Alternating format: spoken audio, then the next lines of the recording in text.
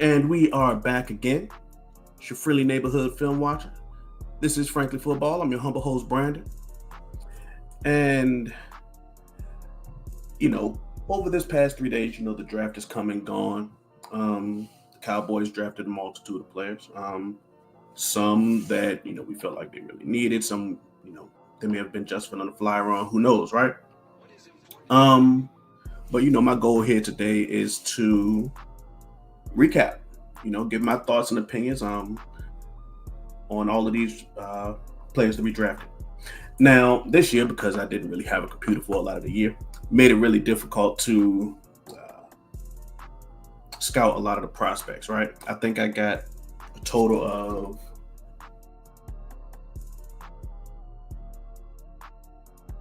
of players that I scouted this year.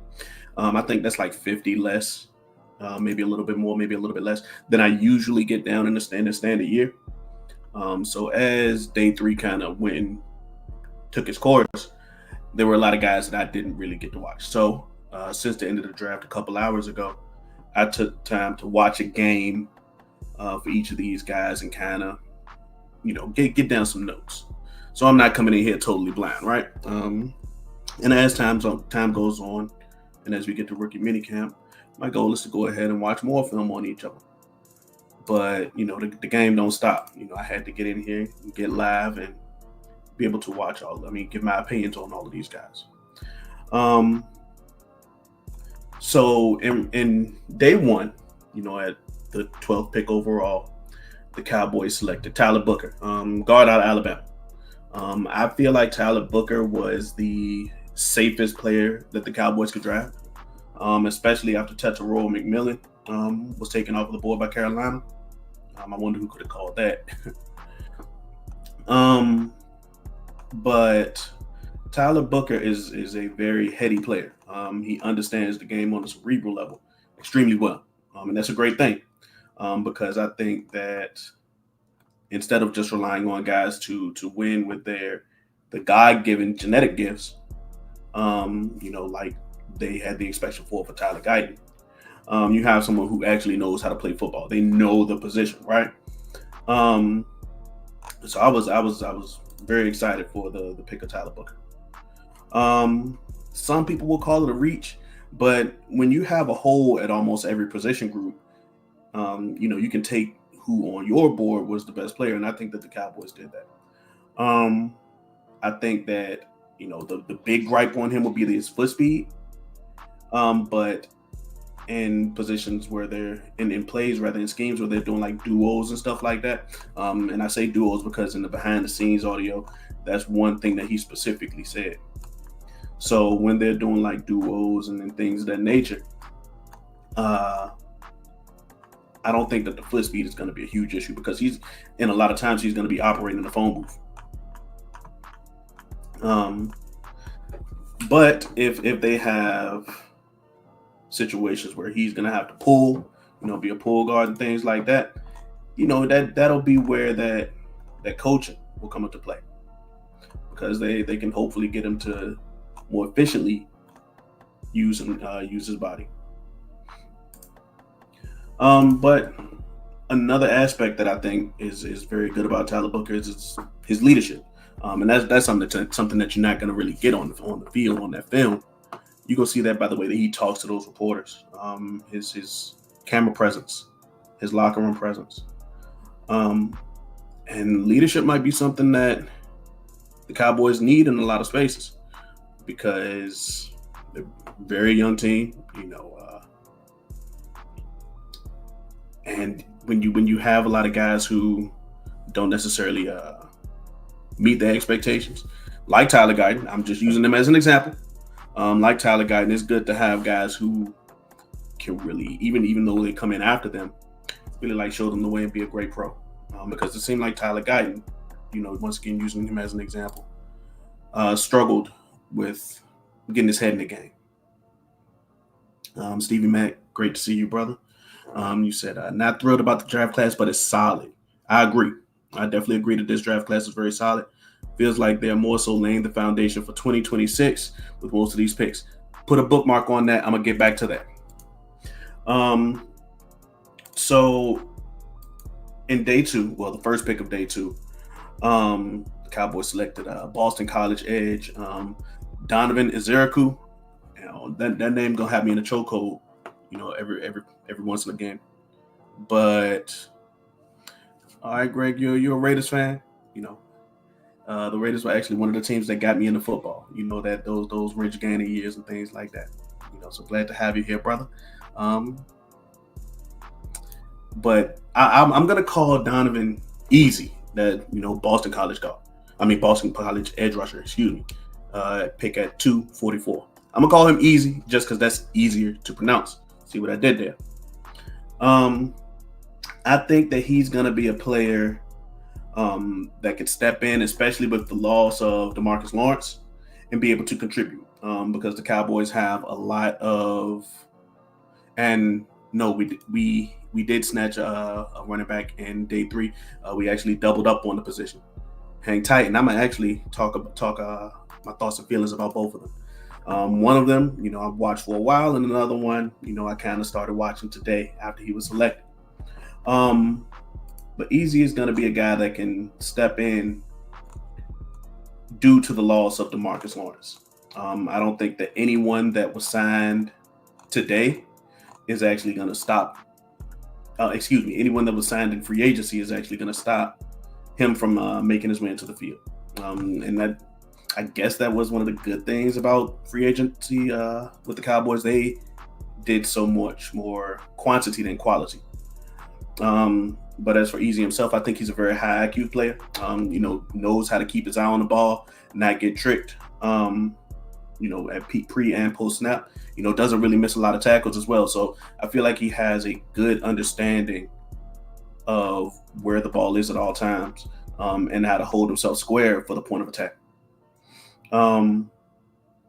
But I feel like if he gets the freedom to, just go all out and rush that passer, he can kind of go beyond where he needs to go.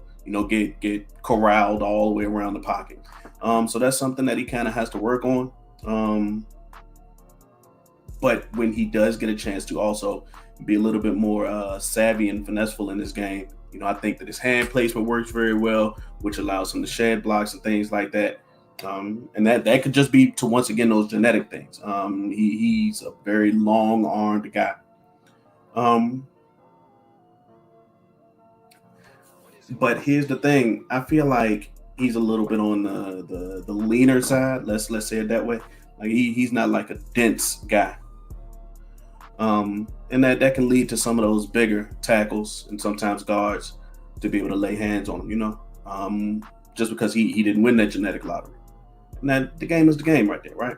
The game is the game. What game did I watch with Easy? Give me a second. Let me go back over here.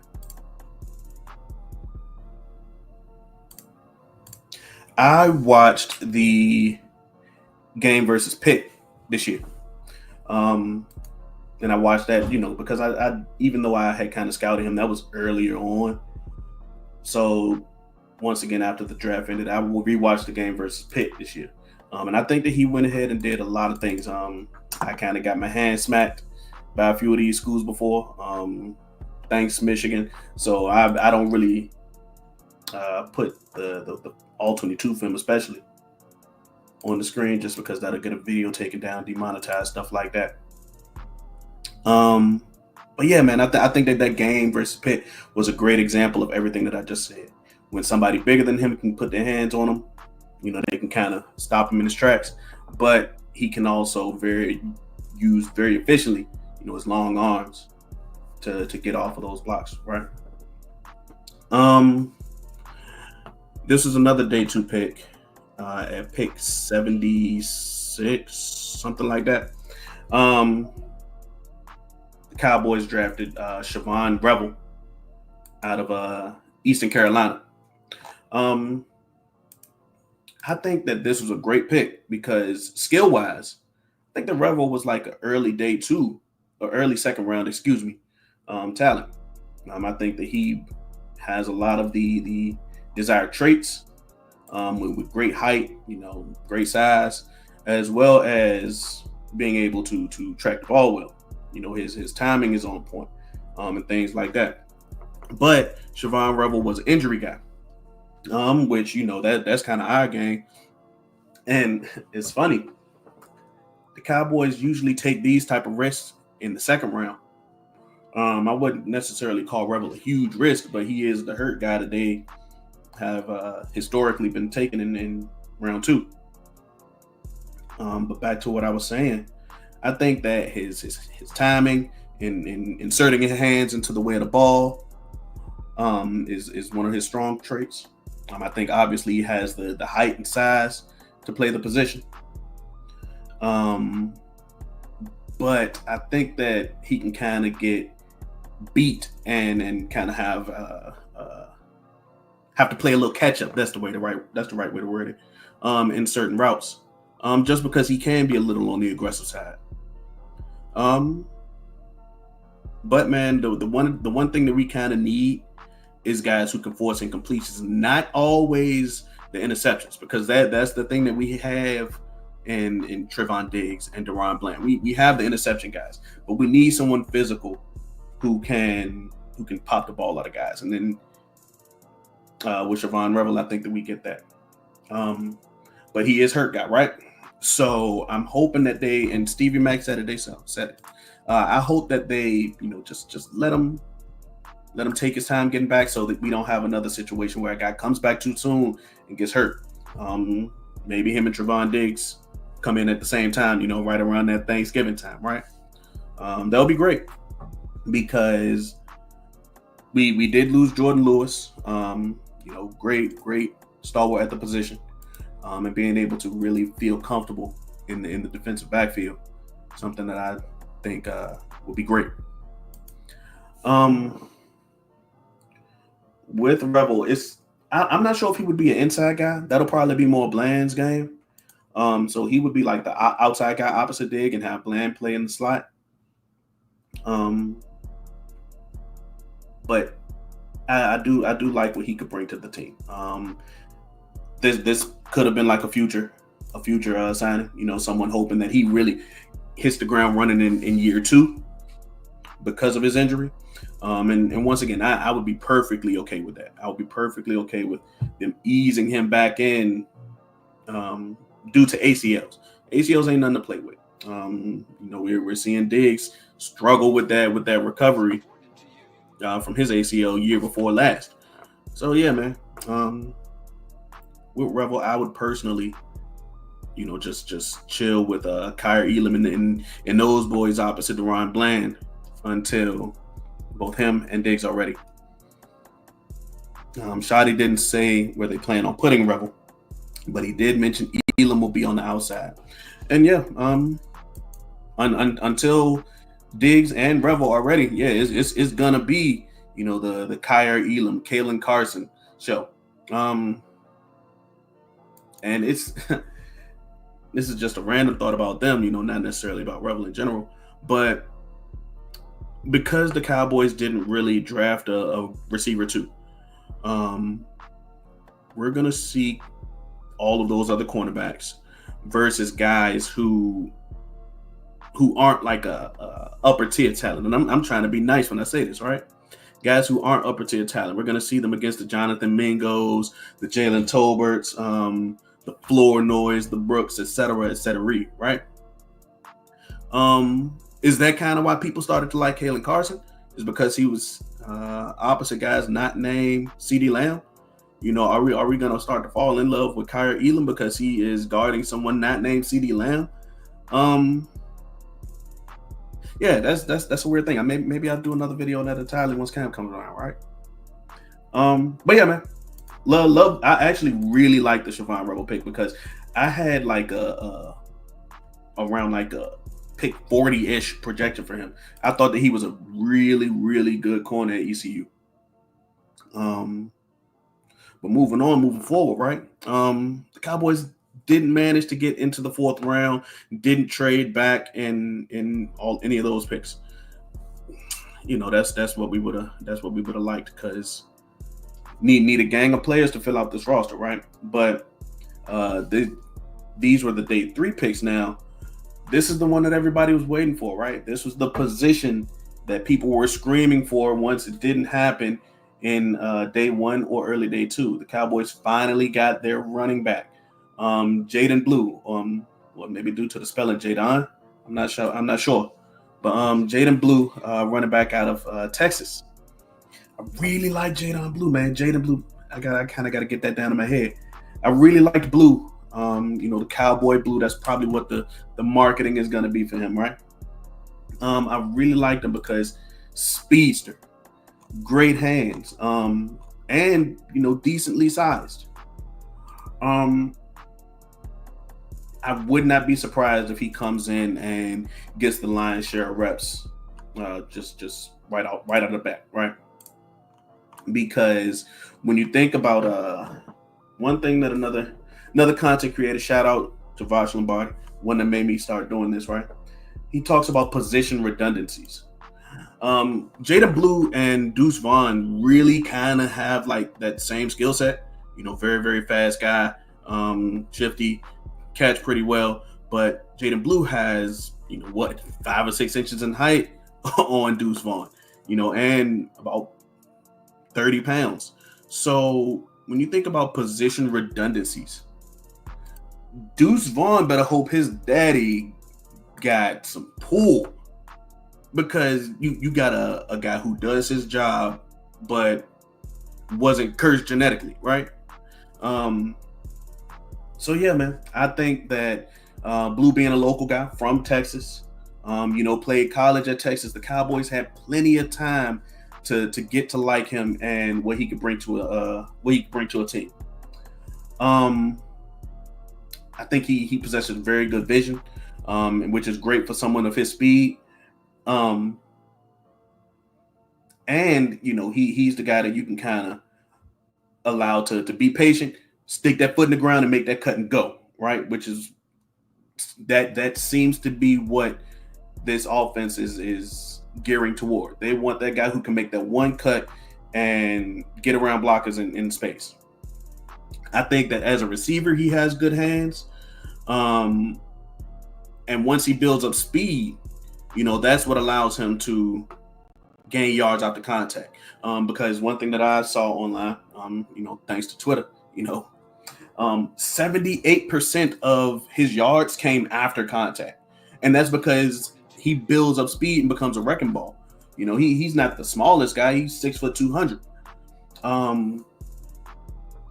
So if he's just in a route waiting for the ball, waiting for the ball to get to him, he might not have had that speed to plow through that contact yet, right?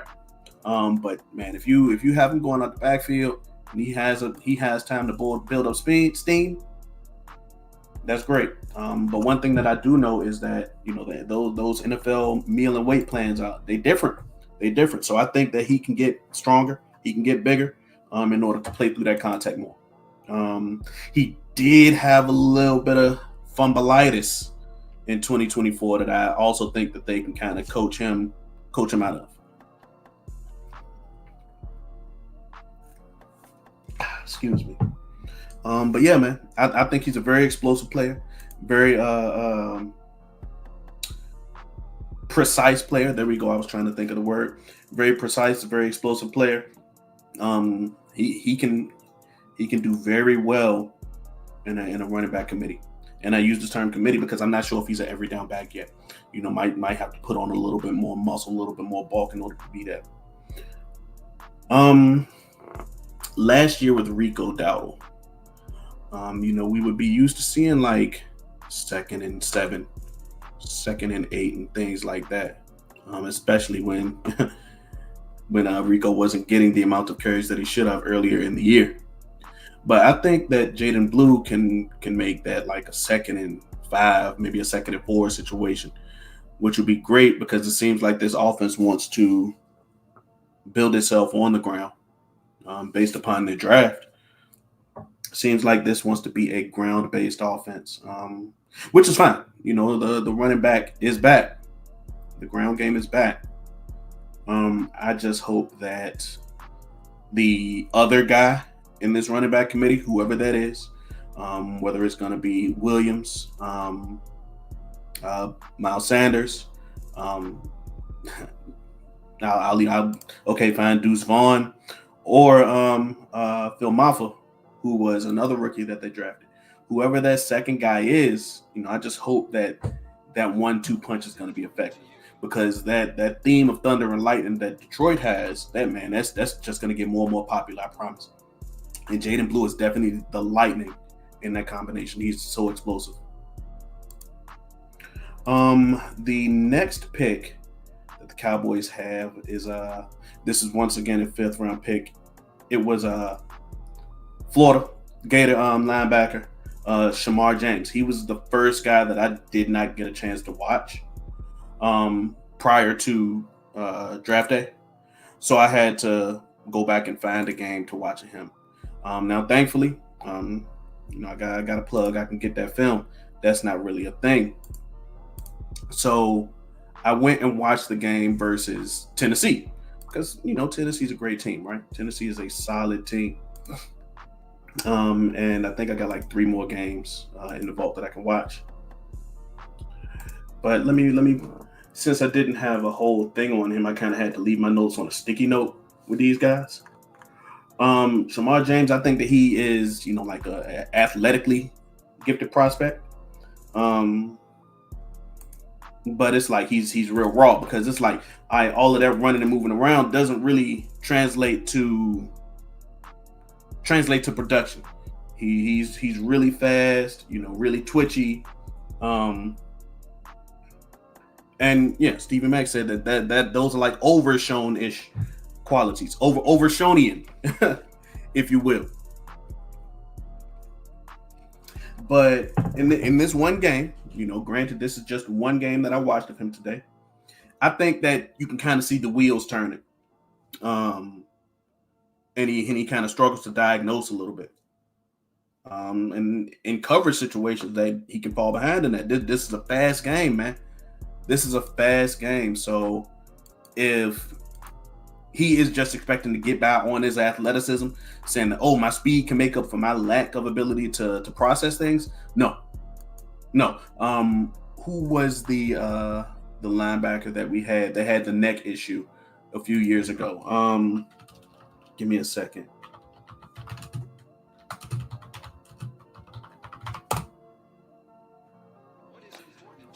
Man, what was that kid's name? He's no longer on the team, I think. Damone Clark. Damone Clark struggled with those issues too. Damone Clark, you saw the wheels turning, and then he would just try to make it up with his athleticism. And no, it wasn't LVE, Stevie Mack. I actually think that LVE processed the game really well.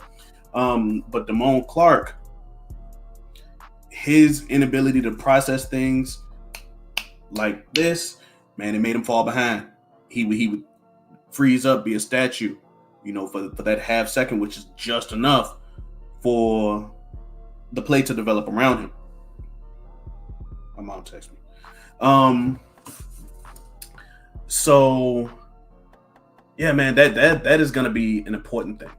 If he's gonna expect to step in this linebacker room, which already has bodies in it, for what it's worth, for what it's worth, I do preach about pretending that these guys don't exist, pretending that a lot of these guys don't exist, and that's not a negative connotation. That's just saying don't put the expectation on a lot of the guys who aren't going to be ready yet. So like overshown, same thing. Remove the expectations. But if Shamar James is going to hope to come in and be productive once things are up and rolling, man, he got to get that mental part down. That is my instant take just from watching one game from him. He has to get the mental part of the game down, because he already has the physical part. He already has the quick, twitchy part. Yeah. Can't just get by on athleticism all the time, especially in a position where like linebacker, where one false turn and the play can be 10 yards behind you. But all in all, he might be like a special teams guy. I could see that. I could see him being a special teams guy. And hopefully that changes as I watch these other 2 games that I have of him. I have the Mizzou game and the Virginia Tech game, both from this year. And I got friends. I got friends who that are also in this YouTube thing that I can hit up for more games if I don't have them.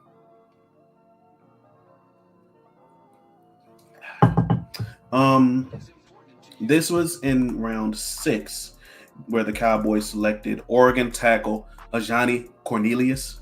Man, Cornelius is such a strange name.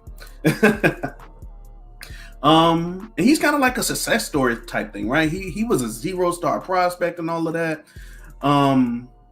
So that's great. I love to see guys like Cam Wood, for example, who can come in and turn that doubt about their ability to succeed into getting drafted.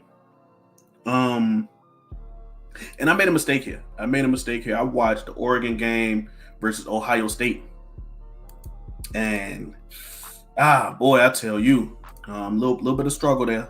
There's a little bit of struggle there from Cornelius. I feel like he looked dense, heavy, I guess is the right word. Like his first steps weren't impressive. But he knows how to use like he's a big guy. He's 6'5".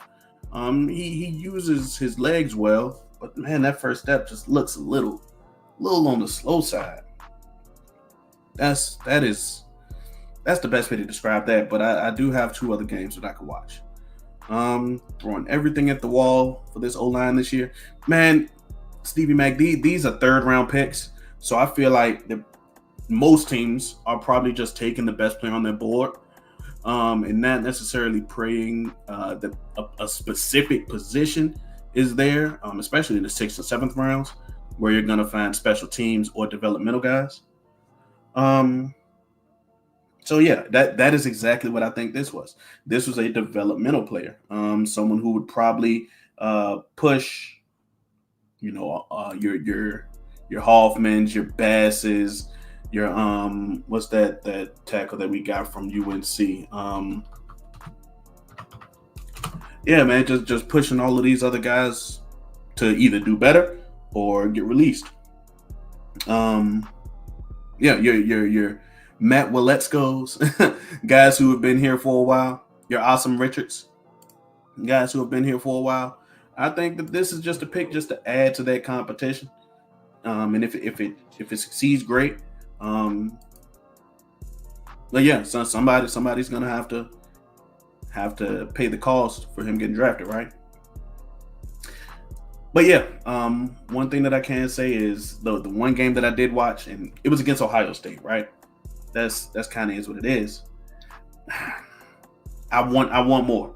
I want more from Ajani Cornelius. He does have long arms. And that seems to do well. You can keep guys at bay who may be faster than him. I think what is a positive word that I can use to describe him? Hulking, imposing. There we go. Those are some good adjectives to describe Ajani. But man, I do hope that he can get faster on his feet, because he's a big guy. He is a big fella, and you can't look like you're moving like the ground is cracking beneath you at the snap.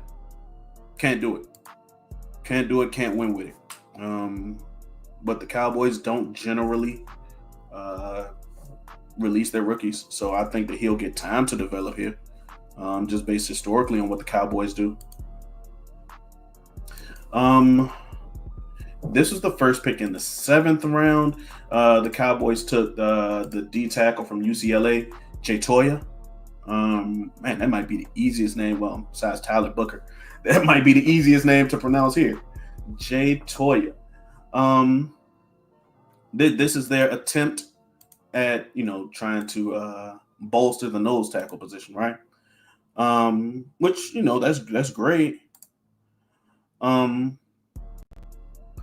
But they did it in the 7th round. I mentioned it before with Cornelius. These sort of picks are like your developmental guys, right? And that's kind of what I see with Jay Toya. I see a developmental guy who is, and I watched the game versus Iowa this year. I see a guy who's gonna come in and be developmental. Um, Now, for what it's worth, despite where he was picked, Mozzie Smith is developmental as well, right? We'll see how that plays out. We will see how that plays out. This is kind of like a pick that's gonna sit alongside all of your other interior guys. What's the best way to describe it? I feel like he doesn't really offer much as a pass rusher, and that kind of sucks because you're missing some guys in that defensive line. Demarcus Lawrence is gone. Sam Williams is hurt. He's hurt guy. Yeah, yeah. That does kind of suck because of that. Nealon, of course, is hurt. So if you're gonna have somebody that's gonna be alongside Solomon Thomas and them, I would have preferred to be an earlier pick, but yeah, yeah, I feel like he does play with like a good physicality, good aggression, but it's like if an offensive lineman gets their hand on him, it's like he struggles to disengage. But that is a very coachable. That's a very coachable trait.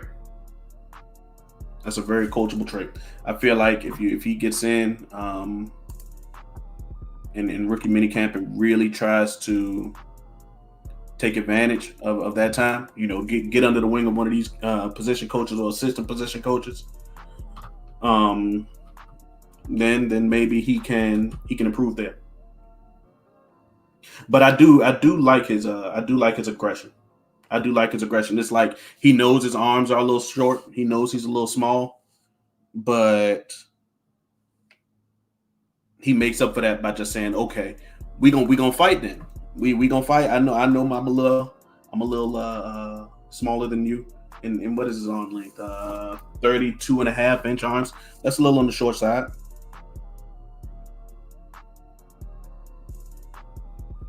But yeah, I don't think that he lets that hurt his want to get in there and put his hands on somebody. You know. Um. So yeah, I do need to go in and watch some other games. I do need to go in and watch some other games because I feel like a lot of these guys are maybe I picked the wrong game and doing them a disservice type beat. You know what I'm saying? But Jay Toya, yeah, I could see him being another developmental guy. Coming in and push Solomon Thomas now, all of those guys behind Oso Digizua. I did get some time to watch Phil Maffa, the seventh round pick. I watched a couple games on him previously, just because of the need at running back, right? I think that he could possibly be that thunder to the lightning that we got earlier in the day, in Jaden Blue. I feel like Phil Maffa is very powerful in his running. He's a very sizey guy. Pause. He like 6'1", 230. So in those short yardage and goal line situations, he can trot out there and do his thing. I'm not disappointed with the pick. But here's the thing, kind of like I mentioned with Blue, that's a deep running back room. That's a deep running back room, man. So when you have Javonte Williams, who's also coming in there to snatch up some carries, but then Williams can also offer something as a receiver. He can offer something in the receiving games. Somebody has to distinguish himself. Jaden Blue, he offers a better skill set than someone that was already on the roster. You know what I'm saying? So he can push out Deuce Vaughn. He can probably push out Miles Sanders too if it's a head-to-head situation. But Phil Maffa has to be able to carve his own path in that specific game where he's needed. Phil Maffa needs to offer himself carve his own path as well. I do think, and let me see what games I have of him and that I watched. I did watch like the 2 or 3 that I have.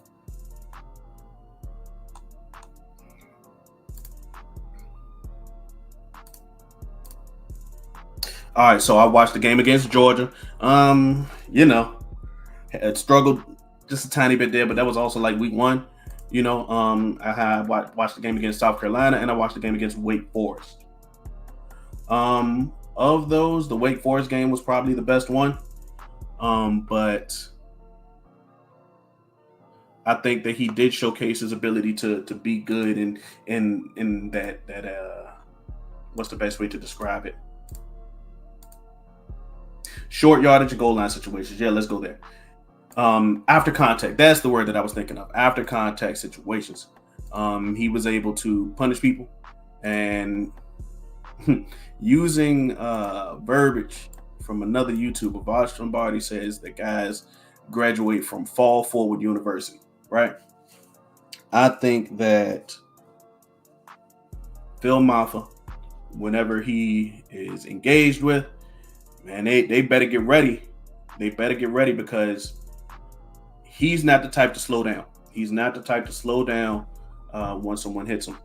And then next play, he's going to come in with that same tenacity. And that's one thing that I really like about it. Of course, he's a younger guy than Javonte Williams as well. The running back position can kind of take a toll on you with age. So maybe being younger, having fresher legs is something that'll be able to benefit him, right? And I keep mentioning Williams because I feel like that is his direct competition. I don't feel like Jaden Blue. I don't feel like Miles Sanders. I don't feel like Deuce Vaughn are Phil Maffa's competition because they got different roles. He's competing to be the Thunder part of that running back room. He's not competing to be the Lightning. And that's a good thing.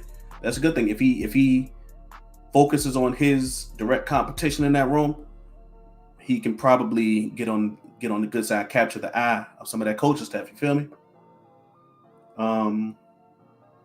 So with the last pick in the 7th round, I'm not even going to try to watch this. I mean, to say this dude's name. Nephew Tommy out of Maryland. I watched one game of him, and let me see which one it was.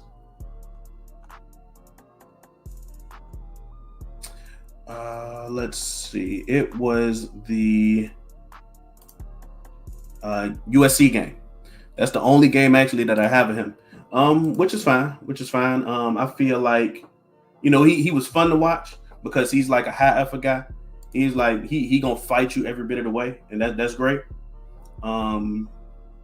Pretty decent guy. I feel like he has a decently sized guy. Pause. I feel like he can. Can I explain it? Okay, cool. Can you explain me the difference between the Thunder and Lightning of the RB roles? Okay, cool. Good question, Greg. So think about the Detroit Lions. All right. They have David Montgomery and they have Jahmyr Gibbs. Jahmyr Gibbs is your dynamic big play receiver. Running back who's going to evade contact, who's going to get you those big plays. And then David Montgomery is your short yardage guy, the goal line guy. If you remember, many times this year, when the Lions were on the goal line, they brought in David Montgomery to come in and finish the job, force his way through contact, break down the wall, if you will. And that's the violent part to the explosive Lightning.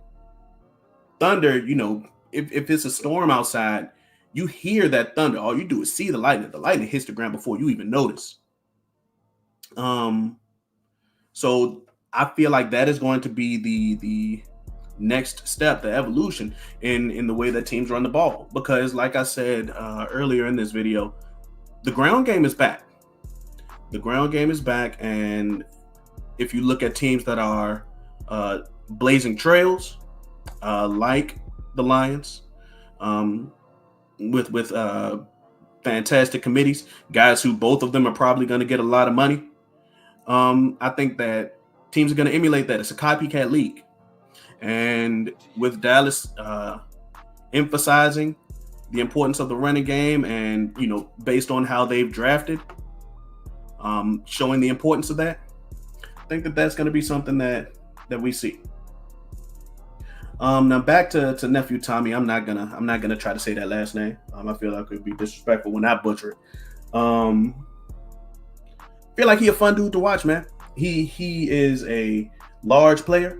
I think that he can kind of put himself in the right position against blockers, but then he struggles with. And yeah, hey, look, Greg. Genty is your thunder and your lightning. Genty is the whole hurricane. He's the whole tsunami, right? Not every team needs a thunder or lightning. Saquon Barkley doesn't need a counterpart to him. Atlanta doesn't need a counterpart. Baltimore doesn't need a counterpart. There are plenty of teams that if you got a dude, then you let that dude go on. And I think that Genty's going to be one of those dudes.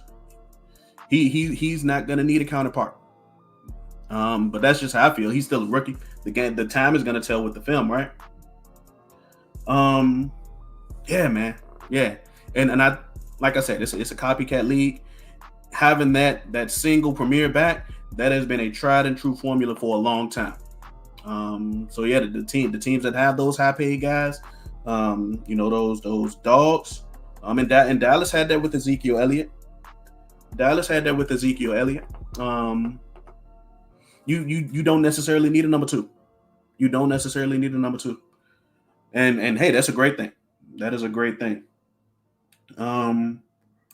But back to what I was saying about Tommy. I said, oh yeah. He kind of struggles when he's in position against blockers, because I'm not sure if he necessarily knows how to balance himself out. He about 6'5", and I'm not sure if he knows how to properly balance himself, and that can lead to him being on the ground a lot of times, right?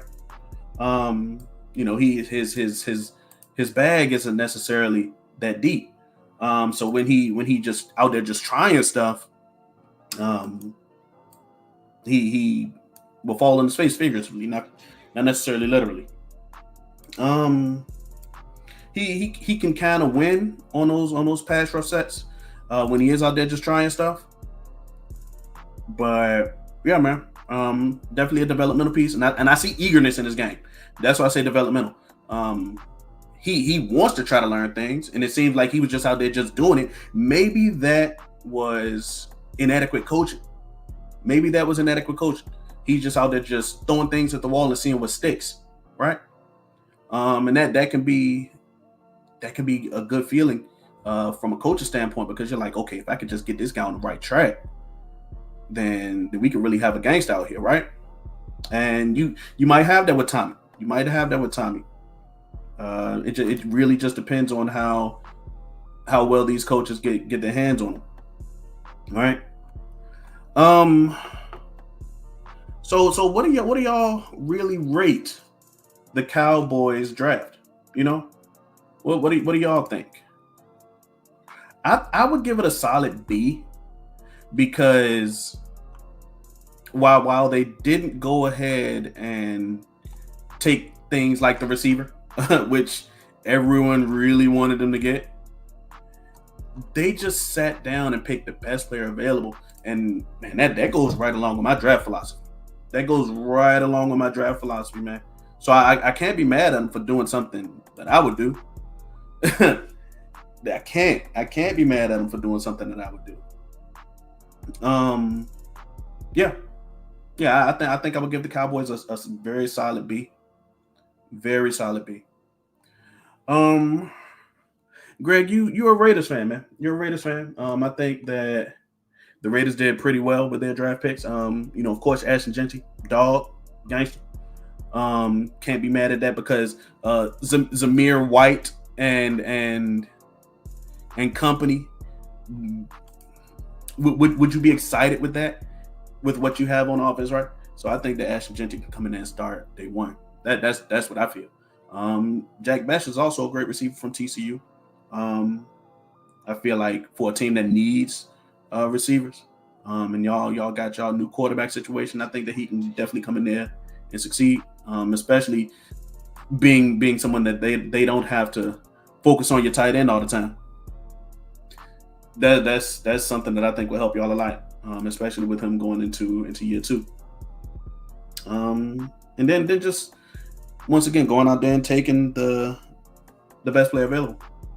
Going out there and taking the best player available. The matter of fact, the pick that I really liked from y'all was your 7th round pick, actually, Cody Lindenberg, out of Minnesota. I watched him.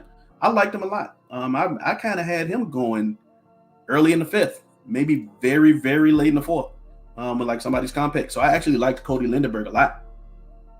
But yeah, man. Yeah. I just wanted to get on here, give like a brief think piece about all of the Cowboys draft picks, because it's like you got to strike while the iron's hot, especially with draft season, right?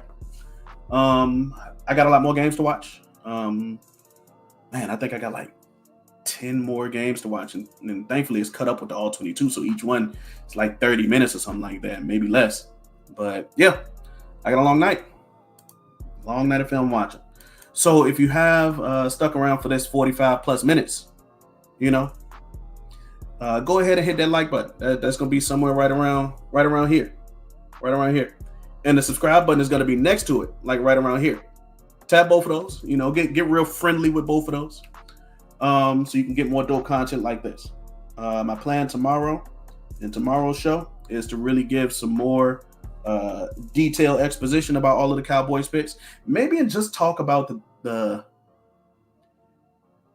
picks overall in the draft that I thought were the most impactful, the most interesting ones, right? Because it was definitely something that had my eyebrow raised, and something that I was mad that the team was able to land that player like Jahad Campbell in 1st round, for example.